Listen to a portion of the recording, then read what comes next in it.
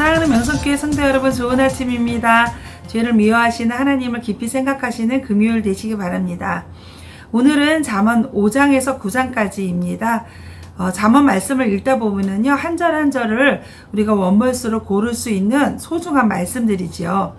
그러니까 이 잠언을 읽으면서 그 말씀 그대로를 우리의 기도로 바꿔보는 것은 어떨까요? 예를 들어서 5장 1절을 바꾸면 이렇게 됩니다. 하나님 아버지, 내 아들 동현이가 하나님의 지혜와 명철의 귀를 기울여서 분별력을 간직하고 그 입술로 지식을 굳게 지키게 하소서. 아멘. 말씀을 읽으며 그 말씀 그대로를 기도로 바꾸는 것입니다. 이렇게 잠언을 읽는 동안 하나님의 말씀을 그대로 기도로 올려드리는 말씀 기도를 드려보십시오. 그러면 하나님의 큰 은혜를 경험하게 될 줄 믿습니다. 오늘은 잠언 6장 16절에서 19절의 말씀을 살펴보려고 합니다. 16절에서 주님께서 미워하시는 것, 싫어하시는 것이 67가지다 라고 이야기하고 있는데요. 이는 구체적인 숫자를 염두에 두고 이야기한 것이 아니라 주요한 것을 몇 가지 이야기하겠다라는 관용적인 표현이 됩니다. 오늘 살펴보려는 19절까지의 말씀은요, 건달, 악인들로 표현된 악한 자들이 어떤 악덕들을 행하고 있는지 신체 부위와 연결해서 말하고 있는데요.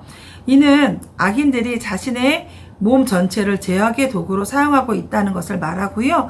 또 한 가지는 죄를 이기려면 자신의 몸을 제어하고 자신의 지체를 절제해야 된다는 교훈을 말하고 있습니다. 16절에는 하나님께서 죄를 얼마나 싫어하시는지 강하게 표현하고 있는데요. 미워한다는 말은 원수처럼 여기며 증오한다는 말이고요. 싫어한다는 말은요, 구역질 나는 것, 가증스러운 것, 몹시 싫어함, 혐오스럽다라는 강한 표현입니다. 솔로몬은 이렇게 강한 표현 두 번을 반복하면서 하나님께서 죄를 얼마나 미워하시고 싫어하시는지를 강하게 나타내고 있습니다. 여호와께서 미워하시는 악인들의 행동이 차례대로 열거되고 있는데요. 제일 처음에 나오는 것이 교만한 눈입니다. 여기서 눈은 그 자체의 눈을 말하기보다는요, 마음의 상태를 이야기합니다. 그래서 교만한 마음의 상태를 이야기하지요. 이 교만은 아담과 하와가 하나님처럼 되고 싶었던 그 원죄에서 근원을 찾을 수 있습니다. 교만은 죄의 근본이 됩니다. 모든 사람이 본성적으로 가지고 있고요. 쉽게 죄를 짓게 하는 그런 아주 대표적인 범죄입니다. 이러한 교만은 솔로몬이 제일 처음에 앞세운 것은 이런 교만한 자세를 가진 사람은 참 지혜의 근원이라고 할 수 있는 여호와 하나님을 찾지 않는다는 거예요. 여호와 하나님을 경외할 수 없다라는 것을 말하고 있는 것입니다. 두 번째는 거짓말하는 혀입니다. 교만한 마음을 가지고 있는 그 마음의 상태에서 실제적으로 혀로서 말을 분출해내고 표현한다는 이야기입니다. 거짓되다, 속이다라는 거짓말하다라는 말은요, 거짓되다, 속이다라는 말과 더불어서 어기다라는 뜻을 가지고 있는데요. 갖은 감언이설 또는 간사스러운 말로 남을 속이는 것과 더불어 하나님의 말씀을 어그러뜨리는다라는 그런 하나님의 말씀을 어긴다라는 뜻이 포함되어 있습니다. 세 번째는 무지한 사람을 피 흘리게 하는 손입니다. 이는 파괴적이고 폭력적인 본성을 그대로 분노를 표출하고 온갖 악행을 행하는 것을 말하는데요. 무고하게 사람의 목숨을 빼앗는 것, 그리고 그 삶을 파괴한다는 뜻이 됩니다. 네 번째는 악한 계교를 꾸미는 마음이라고 되어 있는데요. 계교, 이것은 치밀한 생각에서 비롯된 방책 그리고 모략을 말합니다. 악한이란 단어의 수식을 받아서 복수형으로 쓰였는데요. 사악한 모략들, 계획들 이런 뜻입니다. 이는 악한 계교를 꾀하는 마음이 다름 아닌 여러 가지 방책으로 사람들을 괴롭히는 사악한 자들, 그야말로 죄로 띠들고 그리고 죄와 더불어 살아가는 자들을 말합니다. 다섯 번째로 악한 일을 저지르려고 치닫는 발입니다. 여기서는 악행을 저지르려고 빠르게 움직이는 발, 그런 것을 말하기도 하고요. 또한 단지 구체적인 행위만이 아니라 그 습성 자체가 악한 일에 더 적극적으로 반응하고 또 악행을 더 빨리 습득하고 배우려고 한다라는 것을 나타내기도 합니다. 그러니까 악행에 대해서 적극적이고 열성적인 자들을 지칭하는 표현이 되기도 합니다.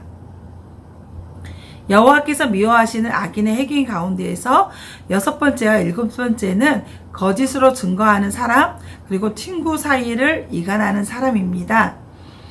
6번째 항목에 대한 것은 위증에 대한 것인데요. 성경은 이 위증이 굉장히 나쁘다고 얘기하고, 그래서 그 가능성을 차단하기 위해서 증인을 세울 때에는 한 사람이 아닌 두세 사람을 세우라고 얘기하고요. 위증한 사람이 있을 때는 그 사람이 배상을 하라고 이야기합니다. 또 10계명, 9계명에서 거짓 증거하는 것을 완벽하게 금하고 있지요.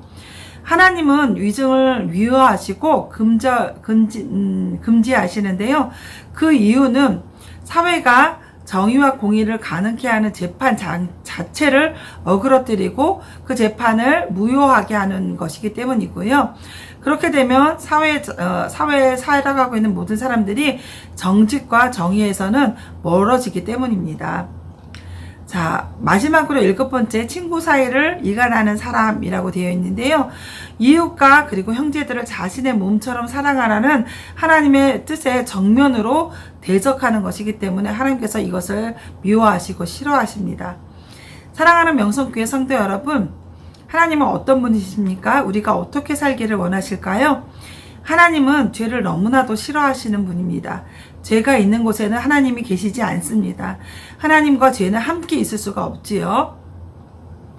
그리고 그 죄가 무엇인지 우리에게 자세하게 알 수 있도록 말씀을 통하여 가르쳐주고 계시는 분입니다. 그래서 우리는 그 죄에 대해서 잘 알고 죄와는 아무런 상관이 없이 살아가기를 원하고 계십니다. 죄는 모양이라도 버릴 것을 명령하시는 분입니다. 그런데 왜 이렇게 우리는 죄를 짓게 되는 것일까요? 저는 그것은 하나님을 사랑하지 않기 때문이라고 생각합니다. 여호와 하나님을 경외하지 않기 때문입니다. 하나님을 마음에 두지 않고 하나님을 마음에 두기를 싫어하고 하나님이 아닌 자신을 주인으로 모시고 살기 때문입니다. 그래서 말씀으로 자신을 제어하지 않기 때문에 자꾸 죄를 짓는 것이지요. 다른 사람이 나를 해야 하면 나도 그렇게 해야 하고 싶고, 나를 마음 아프게 하면 나도 그렇게 하고 싶고, 나를 기분 나쁘게 하면 나는 더 그렇게 하고 싶은 것이 우리의 마음이지요.